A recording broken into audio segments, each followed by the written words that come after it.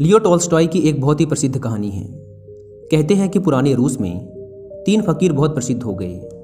वे इतने प्रसिद्ध हो गए कि वहाँ का जो सबसे बड़ा पादरी था उसे उन तीनों फकीरों से बड़ी ईर्ष्या होने लगी, क्योंकि धीरे धीरे लोगों ने चर्च में आना ही बंद कर दिया था।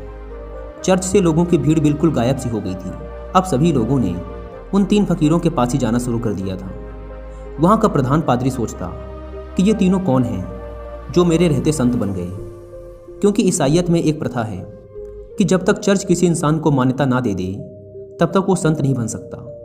पादरी बड़ा परेशान रहने लगा, क्योंकि लोगों में चर्च की लोकप्रियता दिनों दिन कम होती जा रही थी। लेकिन एक दिन तो हद ही हो गई। पादरी पूरे दिन चर्च में बैठा रहा, लेकिन एक भी व्यक्ति चर्च नहीं आया। पादरी के क्रोध का ठिकाना ना रहा। उसने निश्चय किया कि आज तो उन तीनों फकीरों की खैर नहीं, आज तो मैं उन तीनों को सबक सिखाकर ही रहूंगा। वह अपनी पूरी पादरी वेशभूषा में तैयार हुआ। उसने सोने का ताज पहना, हाथ में प्रधान पादरी का प्रतीक वाला सोने का डंडा लिया और चल पड़ा उन तीनों से मिलने। वे तीनों एक बड़ी सी झील के उस पार रहा करते थे। पादरी एक नाव में बैठकर झील के उस पार पहुंचा। थोड़ा आगे चलने पर उसे एक बड़े से पेड़ के नीचे 3 सीधे साधे से इंसान बैठे हुए दिखाई दिए। वे तीनों पलथी मारकर चुपचाप उस पेड़ के नीचे बैठे हुए थे। पादरी ने उनके पास जाकर कहा, क्या तुम तीनों ही वो प्रसिद्ध संत हो जिनके कारण लोगों ने मेरे चर्च में आना बंद कर दिया है? उन तीनों ने कहा, संत? अरे नहीं नहीं, हम किस बात के संत? हम संत बनने के लायक नहीं हैं। ये तो यहाँ के लोग कहते हैं कि हम तीनों संत हैं। पता नहीं किसने ये झूठी अफवाह फैला दी, जिसे सुनकर लोगों की भीड़ यहाँ आती है। हम तो रोज़ ही इन्हें मना करते हैं कि यहाँ मत आया करो, लेकिन हम जितना मना करते हैं भीड़ उतनी ही बढ़ती जा रही है। हम इस भीड़ से परेशान हो चुके हैं। ये भीड़ भाड़ हमें रुचती नहीं। हम तो एकांत में ही रहना चाहते हैं। अच्छा हुआ आप आ गए। अब आप ही बचाइए हमें इस भीड़ से। यह सुन वह पादरी तो खुशी से फूला न समाया। सोचने लगा, ये तो बड़े ही भोले लोग निकले। खटिया खड़ी कर दूंगा इन तीनों की। आज तो इन तीनों को लाइन में लगाकर ही जाऊंगा। पादरी ने पूछा, लेकिन तुम तीनों करते क्या हो? उन्होंने कहा, कुछ नहीं, बस इस पेड़ के नीचे बैठकर ईश्वर की प्रार्थना करते हैं। पादरी ने पूछा, बाइबल कहाँ है? उन तीनों ने अपना सिर नीचे झुका लिया। पादरी ने पूछा, क्या हुआ?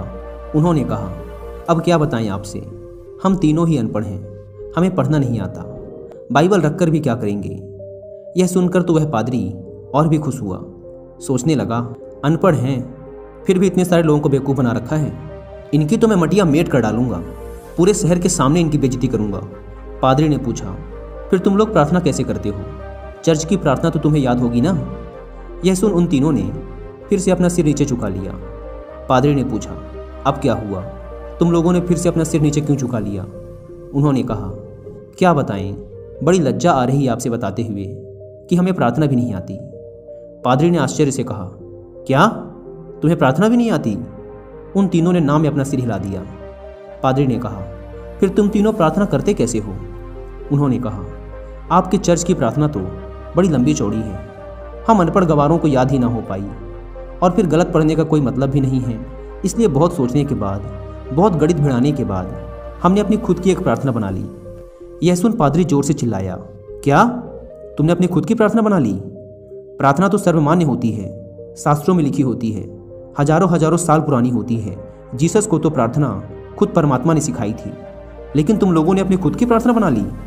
उन्होंने कहा, हमसे बहुत बड़ी गलती हो गई, हमें माफ़ करें। हम अनपढ़ गंवार इंसान, हमें कुछ नहीं पता।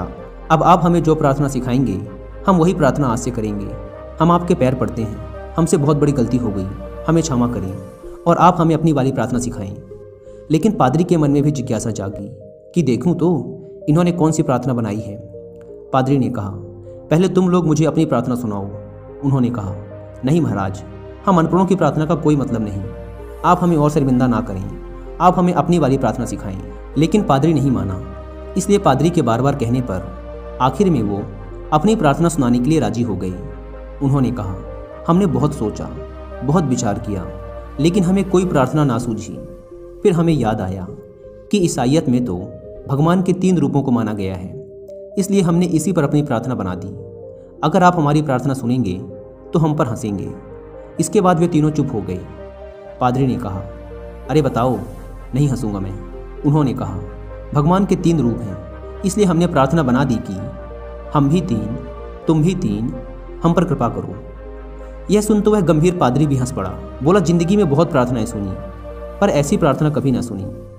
वह मन ही मन सोचने लगा, बड़े बेवकूफ़ लोग हैं, आज तो इनकी यक्त ठिकाने लगाकर ही जाऊंगा। इन तीनों को मेरे पास चर्च में आना ही पड़ेगा। उन तीनों ने कहा, आप हमारी छोड़िए, अपनी प्रार्थना सिखाइए, हम आज से वही करेंगे। पादरी ने उन्हें चर्च की प्रार्थना सिखानी शुरू की। उन्होंने कहा, एक बार और। पादरी ने फिर सुनाई। उन्होंने कहा, एक बार और। पादरी ने तीसरी बार सुनाई। उन्होंने कहा, एक बार और, कहीं भूल न जाएं। पादरी ने फिर सुनाई। उन्होंने कहा, एक आखिरी बार और। पादरी ने कहा, घबराओ मत, कभी कभी चर्च भी आया करो, धीरे धीरे तुम लोगों की भी जिंदगी सुधरने लगेगी, और अगर रोज आओगे तो यह प्रार्थना भी सीख जाओगे। उन्होंने कहा, जी, जैसी आपकी आज्ञा। पादरी बड़ा खुश हुआ। उसने कहा, तुम लोग डरना मत, चर्च आओ, मैं तुम्हें माफ़ कर दूंगा और लोगों से भी माफ़ करवा दूंगा। उन्होंने कहा, आपका बहुत बहुत धन्यवाद, आप बड़े महान इंसान हैं। पादरी ने सोचा, चलो एक झंझट छूटी, इन मूर्खों को तो लाइन पे ले आया। वह अपनी नाव पर बैठकर वापस जाने लगा। नाव अभी झील के बीचों बीच पहुंची ही थी कि पीछे से कुछ लोगों के चिल्लाने की आवाज़ आई। पादरी और माझी ने पीछे मुड़कर देखा तो उनकी आंखें फटी की फटी रह गई। वे तीनों पादरी को पुकारते हुए झील के पानी पर दौड़ते हुए चले आ रहे थे। वे तीनों पानी पर ऐसे दौड़ रहे थे मानो कोई जमीन पर दौड़ रहा हो। यह देखकर तो पादरी के हाथ से वह सोने का डंडा छूटकर वही नाव पर गिर गया। यह चमत्कार तो आज तक केवल जीसस ने ही करके दिखाया था। वे तीनों भागते हुए नाव के किनारे आकर खड़े हो गए और पादरी से कहने लगे, आप वो प्रार्थना हमें एक बार और सुना दें, हम उसे भूल रहे हैं। वो कहता है ऐसे शुरू होती है, ये कहता है ऐसे शुरू होती है, मैं कहता हूँ ऐसे शुरू होती है। हम तीनों में बहस शुरू हो चुकी है। अब हम बहस करें या प्रार्थना करें, इसलिए आप हमें वो प्रार्थना एक बार और सुना दें। पादरी ने तो झुककर उनके पैर ही पकड़ लिए और कहने लगा, अब तक जो भी बताया है, जो कुछ भी कहा है, सब कुछ भूल जाओ। तुम्हारी प्रार्थना जीती और मेरी हारी। तुम्हारी प्रार्थना ही श्रेष्ठ है क्योंकि वह सुन ली गई है। और सच तो ये है कि अब से मैं भी तुम्हारी वाली ही प्रार्थना करूंगा। गलती तो मुझसे हुई है जो मैंने तुम्हारी प्रार्थना को कम समझा, जबकि कमी तो मेरी श्रद्धा, मेरी आस्था में थी, कमज़ोर तो मेरी प्रार्थना थी। इसलिए आप लोग मुझे क्षमा करें, बड़ा उपकार होगा।